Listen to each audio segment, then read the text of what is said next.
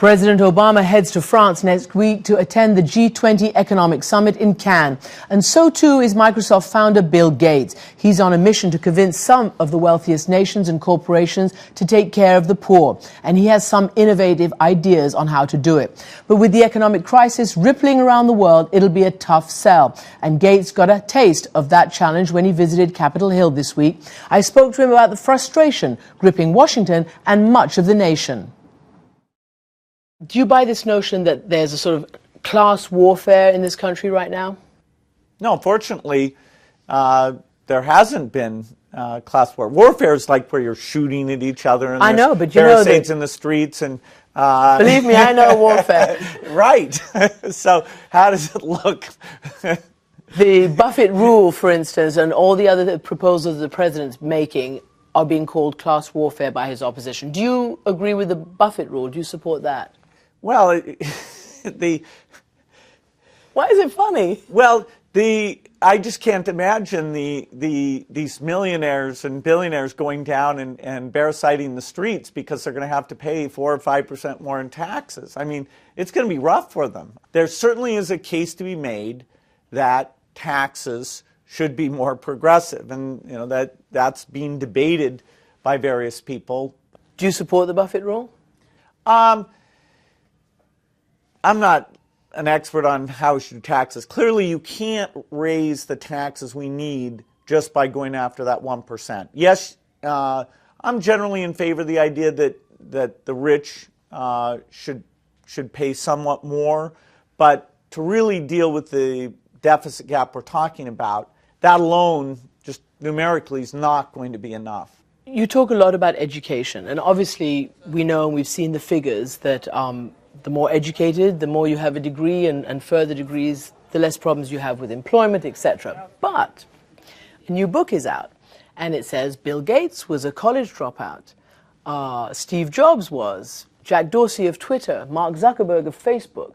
Basically trying to say that it's not just about college, that entrepreneurs and innovators may need a different route for the kind of success that you've all brought and that, you know, America needs. I think there are some people who will make their own route, and you know, those people don't need some guy to make a route for them. I mean, I don't think somebody's saying, okay, you go up to Reed College, you drop out after 6 months, you take various drugs for a while, you go to India. I don't think that's something we need some well-defined route for that, you know, 1 out of a million type person. For most people, being able to do mathematics, being able to read, have job skills that would let you be a nurse, job skills that would let you be a policeman, a teacher.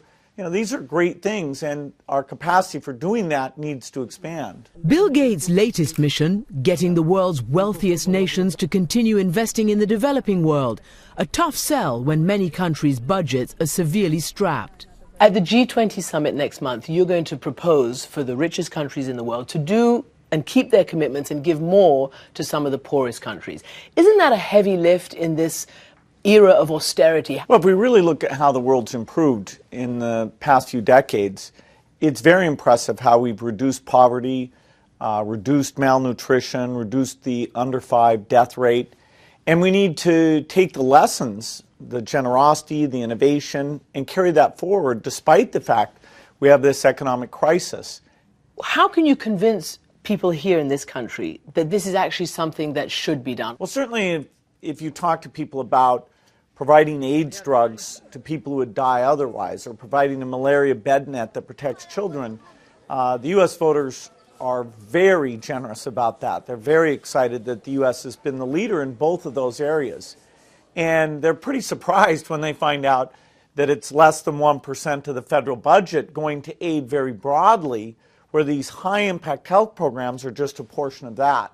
And so, you know, if we had a referendum on bed nets or AIDS drugs, I'm sure we'd do quite well, as long as it doesn't get buried under these general terms of, okay, the size of the government, or a broad term about foreign aid, which brings up a history of Cold War foreign aid that was not that effective.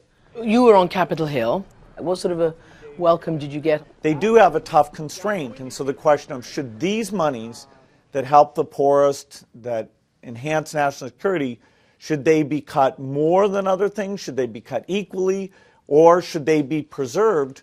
That's something that they're having to think about. And I'm reminding them that every dollar makes a huge difference. When President Obama says it's time to do nation building here at home, what's your answer to that? Well, I think absolutely the United States has to go back and look at what's going on with our education system, what's going on with our medical costs, what's going on with our infrastructure, our energy, R&D. There's some very important things, which is why 99% of the budget will focus domestically. There's a question as you do that, the U.S. lead role in helping the very poorest get them vaccines and those things. Should you do your nation building by causing more of those people to die, or should you maintain, at least at the level you promised, that you went out and said that the vaccine fund, the global fund, we will put this money in? Are those promises going to be met? And that's really at risk right now. There was an enormous outpouring when Steve Jobs died. I mean, I don't think anybody's seen a businessman get so much reaction. How do you explain that? Well, Steve Jobs did a fantastic job. When you think about why is the world better today, the internet, the personal computer, the phone, the way you can deal with information is just so phenomenal. You must have heard about the book that's come out. Walter Isaacson's written a book about Steve Jobs with his authorization. And he said a few things about you, which I want to run by you. He had some pretty tough words. He basically said that you were unimaginative, had never invented anything, and shamelessly ripped off other people's ideas. That's pretty tough stuff. What's your reaction to that?